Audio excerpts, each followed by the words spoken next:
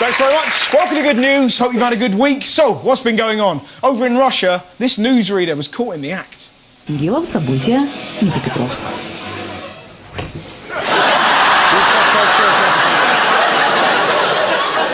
Did anyone else see Stevie Wonder parking his car on the news? Is it me? Or do some people really fear the north of England? A woman from Otley has been telling how passengers screamed in terror as their plane tried to land at Leeds Bradford Airport. No! Not Leeds! What else? Well, it couldn't be a week in the news without sexual overlord Eamon Holmes telling us how he makes love. In, out, you know the score. And finally, there's nothing better than just watching people lose it. George Osborne. Right, he denies it, right? He denies it. Nevertheless, it's come back because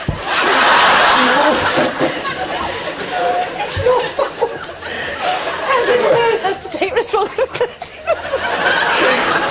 she's been told her phone was hacked when the Sunday Mail. They got so into it, they forgot they were on the news. They just started making jokes. This story a few years ago about George and this woman who clearly no longer takes cocaine, judging by her size. Oh, look, right. Anyway, George Osborne will be dogged by this. And the lawyer... Beautiful. Big news. Well, a special baby has been born this week. Events have been taking place around the world today to mark the birth of the 7 billionth person on the planet. 7 billion people, and still my brother can't get a girlfriend. As ever with a big story like this, the Daily Mail message boards were heaving with madness. Utter lies! There are not 7 billion. If there are, let's have their names. Go on, prove it. I want the name of every person in the world right now! Mind you, not everyone was angry. Some were just confused. Somewhere in the world, a woman gives birth every 80 seconds. We have to find that woman and stop her. Scientists are worried about the increase in population. With potentially billions more people, pressure on water, food, oil will grow. 1 billion go to bed every night hungry. Don't laugh, madam. It's the weirdest I've ever hungry. It's the funniest thing I've ever seen. There's too many of us. The planet can't cope. Is anyone else thinking what I'm thinking? We need to start bumping people off. But who? Don't you worry, I've drawn up a list. Number 1, people who play ringtones out loud on buses. People who still do impressions of Austin Powers, off you fuck. People who wear sunglasses indoors, unless you're blind. People who say, I am what I am, OMG, LOL, Ream, I'm real. Really? Because I thought you were fucking imaginary. And finally, anyone who doesn't like this.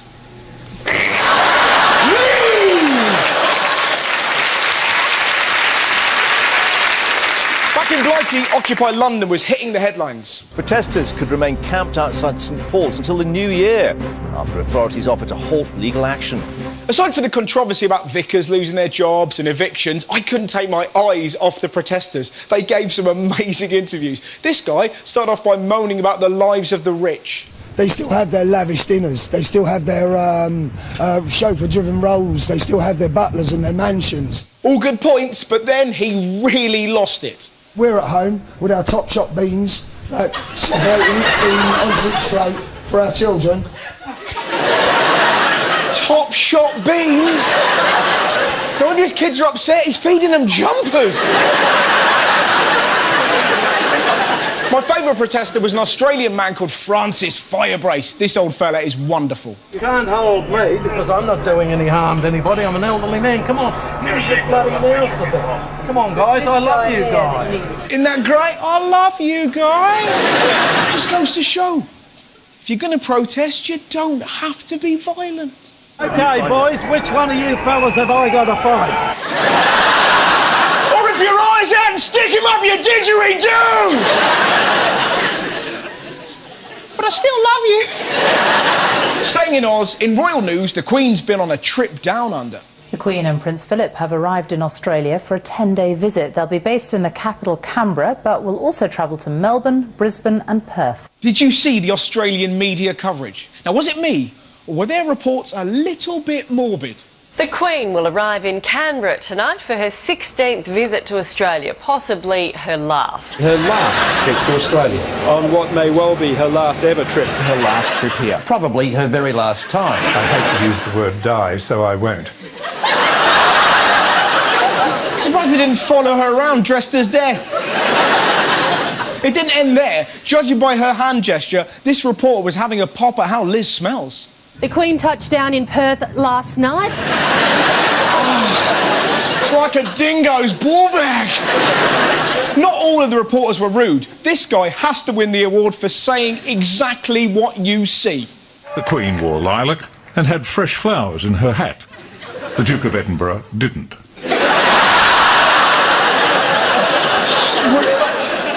Later on, she'll be waving, using her hand. The Queen and Prince Philip were there for 10 days and they met some pretty interesting people. One of my favourites, the BFG's daughter.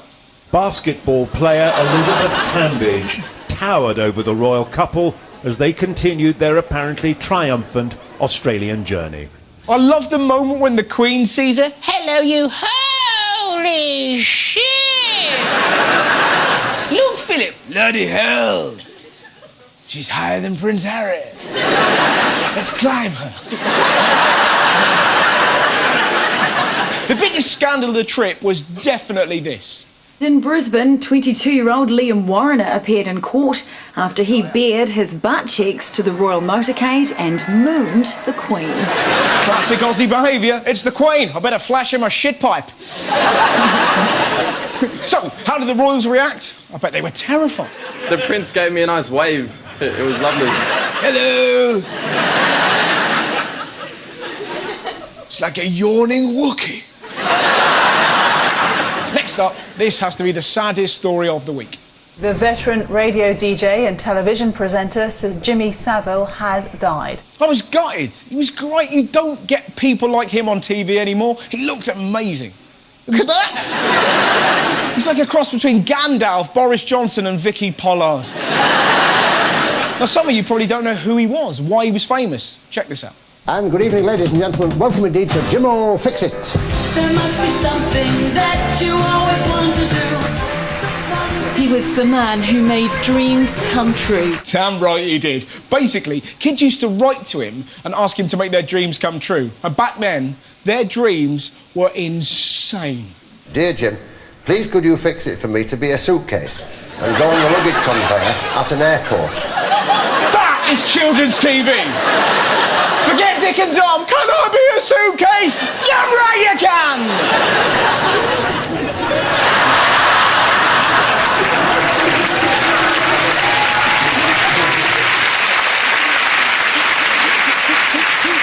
I'm a suitcase. This is amazing. People said I should have asked Jim to play football at Wembley. Dicks. Jimmy Savile was such a big part of my childhood. Without him, I'd never have had that moment when I watched some chubby scouts eat their dinner on a roller coaster. 5, 4, 3, 2, 1.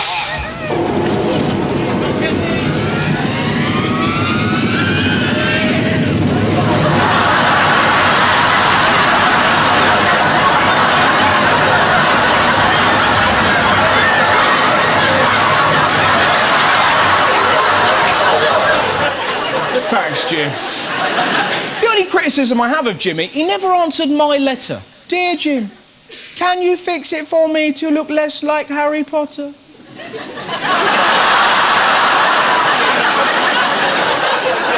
Mind you, those glasses got me a lot of ladies. Dinner ladies.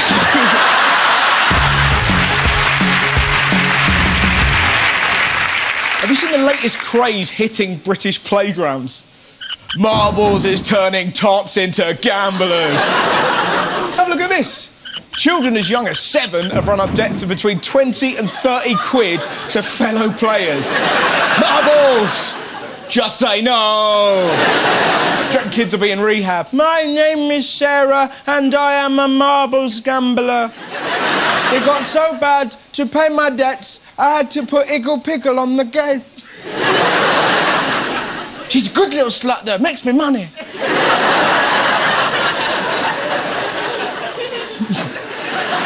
It's a bit full on, Sarah. Yeah, it's just how I get when I'm pimping. Have you seen where they're getting the money? They're stealing cash, DVDs and computer games. Don't steal from your parents. Surely the best way to make money, blackmail. Take a photo of yourself naked, put it in your teacher's bag, threaten to go to the papers. Easy money. Over in Russia, there's an alarming promotion in a sex shop. Casanova 69 is offering kids and adults the chance to win an unspecified gift from the chain if they can answer one simple question.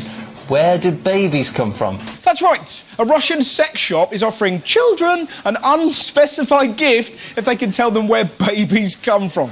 I mean, it makes obvious sense, doesn't it? Remember when you were little, how much you wanted something from a sex shop? I remember Christmas. Dear Santa, please can I have some crayons, a bike, and a vibrating butt plug? I never got that bike.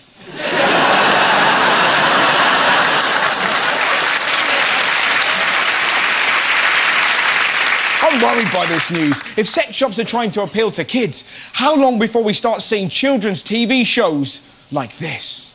Hi, kids! I'm Mr. Dildo! Where's Mr. Dildo hiding today? Is he in Mummy? Is he in Daddy? Where, oh, where could Mr. Dildo be? Mr. Dildo, you are naughty.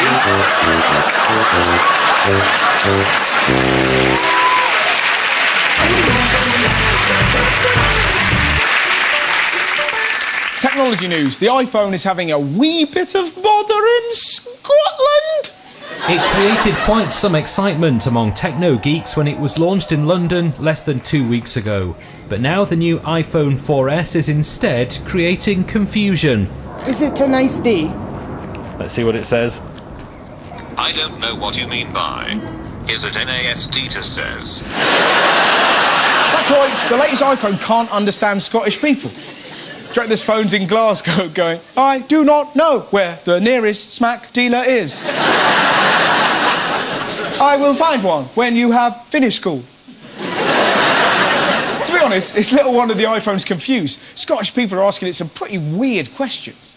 Do you like men? This is about you, not me. Remind me to clean my ass cheeks once I've taken a dump.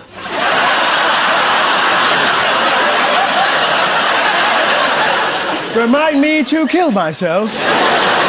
To be honest, the iPhone cock-up is nothing compared to Nikon's face recognition camera. If you think misunderstanding a Scottish accent was bad, look what their camera told this lady when she took a photo.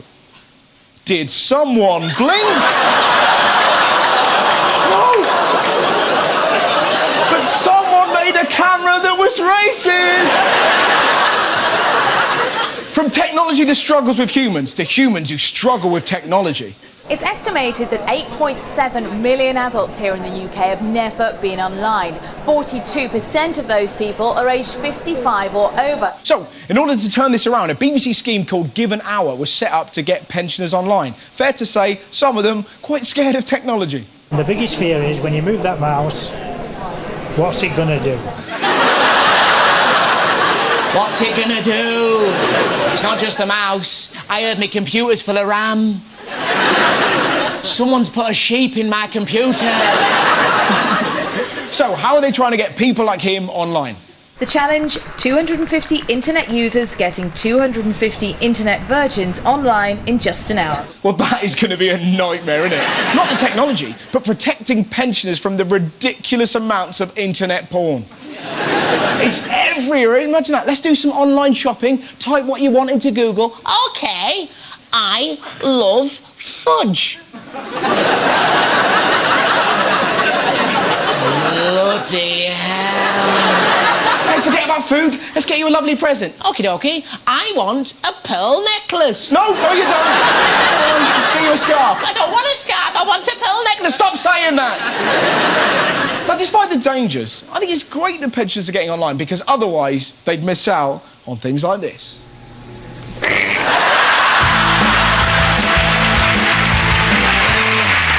Over in New Zealand, check out this massive crime story.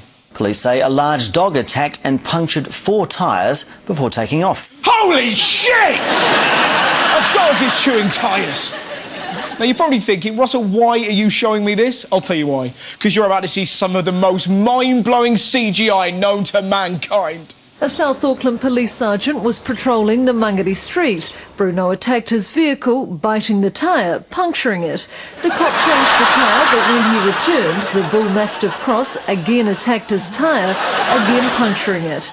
Another sergeant came to the officer's aid, but he too had his tyre attacked and punctured. It's like Avatar, isn't it? Mind you, if you think what he did to the car was bad, check out what he did to the police officer. Now, a cracking story about Snoop Dogg.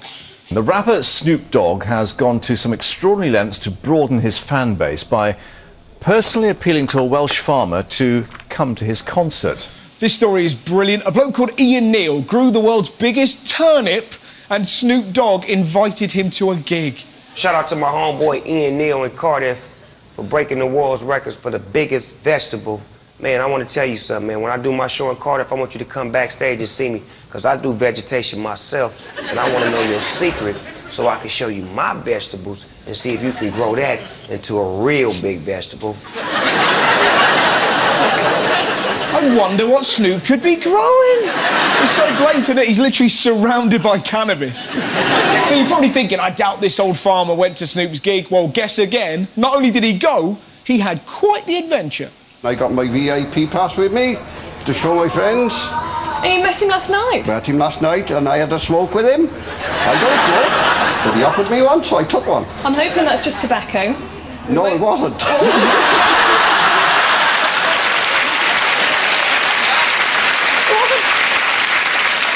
Why do you think I'm wearing this shirt?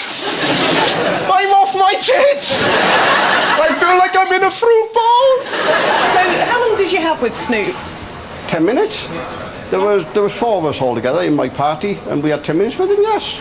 And what else did you chat about? No idea. His stuff was so strong, my shirt started talking to me. I love how he sums up the concert. Yes, it was an experience. In fact, I'm still deaf. Mind you, if he's deaf, at least he couldn't hear this. Come on and let me know. Should I stay or should I go? Go. And take your pubic lice with you. He crucified that classic song. Over in Scotland, here's a report about an eating competition that ended in disaster. An Indian restaurant in Edinburgh has been criticised after its world's hottest chilli competition left 2 people in hospital. Hospital? How was the chilli contest? My arse doesn't work. I know what you're thinking. If only this story had happened in New Zealand. Imagine the graphics they'd have shown in the news.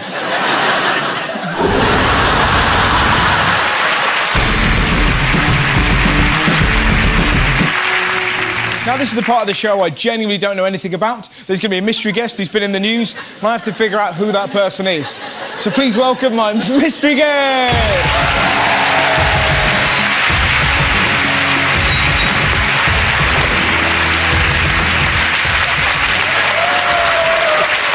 Hello. Yeah. The plumage has come down. Hello. Hello. I'm Russell. Nice to meet you. Hello, my name's Ian. Nice to meet you. Can I sit here? Yes, please, yes. So, Ian, I imagine it has something to do with gardening. No. Nothing to do with gardening. Good curveball. Yeah. We're in a greenhouse. Has it got something to do with your hat? No, that's health and safety reasons. Right, makes sense, doesn't it? Yeah. You know, health and safety making you dress like a bullock. Good laugh, nice. That was a beautiful. That was like a kind of laugh a man who should be next to a fire. Pull my finger. That's close. Fire's close? Yes, yes. Are you the fire starter? No. Twisted fire starter? No. Do you smack your bitch up? No. You'll piss yourself when you get it. Nice.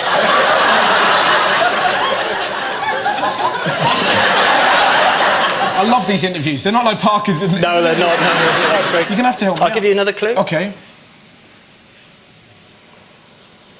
Oh, that's an infrared. Do you shoot things at night? Are you a champion of... Why have you got an infrared sight? What's that? Oh, is that one of those things you go... I am the current 40th and 41st world pea shooting champion. Ah, well, there you go. There you go. Would you like to have a go? I'd love to go. Back a bit, come on.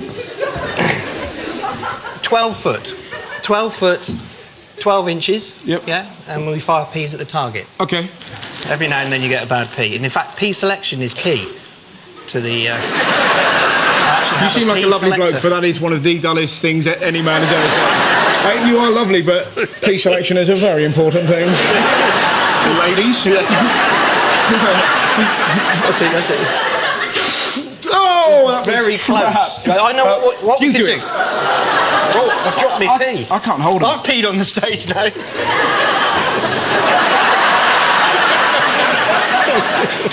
Oh! Go on in, show me how it's done. OK. Let's make this interesting.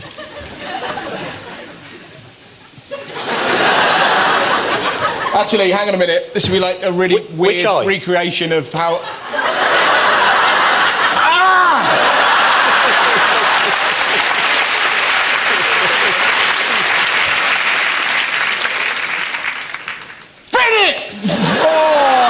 Nice, and again, on exactly the same. Actually, no, let's do it like Robin Hood. Can you do it like this? She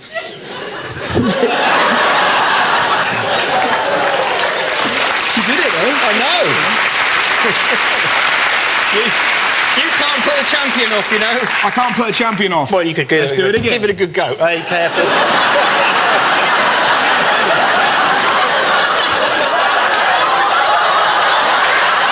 Oh, he can't! He can't!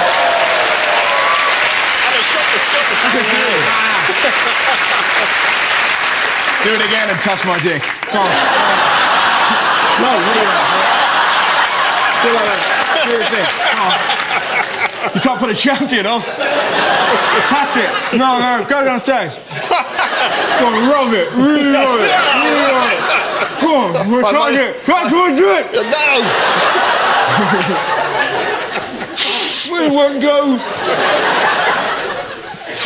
Yeah!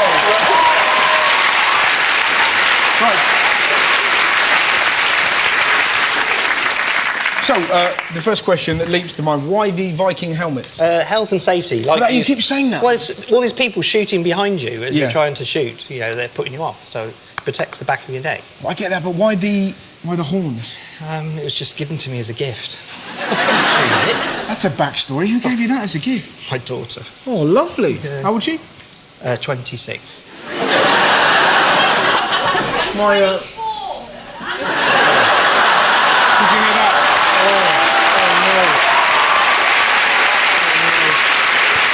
That's on telly. It changes every year. That's on telly and forever. Well, I enjoyed that. Nice to meet you. Thank you very much. Genuine pleasure. Ladies and gentlemen, please give up for my mystery guest! Russell. What? I was on the news for something else, actually, as well. Ian? Ian? I trimmed a bush. I trimmed a bush into an obscene shape. A todgery type shape. So you turned your bush into a penis? Yes, that's not often been done.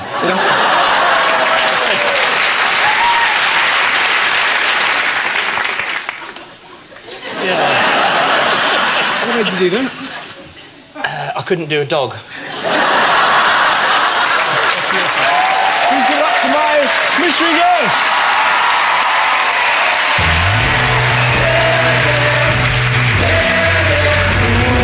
Now, if you think you've woken up grumpy today, you've got nothing on this guy. Confused and angry. An elderly man in a morgue in South Africa.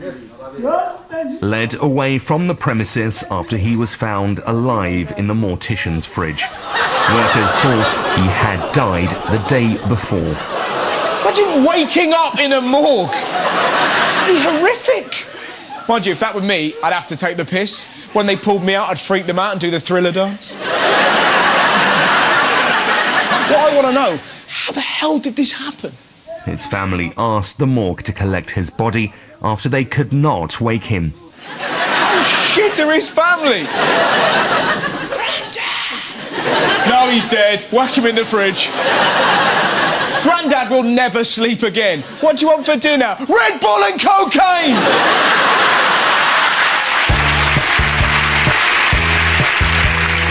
Now, this week's story is about a young man called Patrick Hughes. It's wonderful. Born without eyes and with a tightening of the joints that prevents his limbs from ever straightening, Patrick has been blind and crippled from birth. We just asked, why us? We played by all the rules, we worked hard, we just didn't understand. Kisses for Dad. That heartbreak began to fade even before Patrick's first birthday, from his first moments at the family's piano. By his second birthday, he was playing requests. Can you play You Are My Sunshine?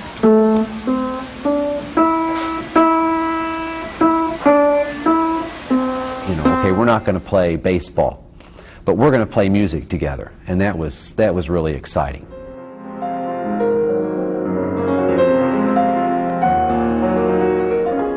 He's my hero. I've told him before. What he goes through, it's taught me that I don't really have any complaints. God made me blind and unable to walk. Big deal. He gave me the ability to, the musical gifts I have and the great opportunity to meet new people. How would you describe your disabilities? Not disabilities at all, more abilities.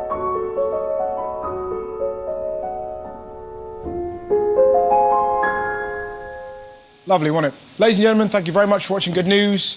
Good night. Good News Extra is Saturday night at 9. Owen Lamont tweeted about the 7 billion population story. He says Santa has got his work cut out this year. A load of love for Jim Will Fix It, You Meet Danny, Smile Angel and Erin Music on Twitter. A few of many saying, I want to be a suitcase! And a load of talk about Russell's top. Dan posted on Facebook, is it me or is his t-shirt hairy? Thanks to everyone who went to the BBC Three website, Facebook and Twitter. Only if I had more time!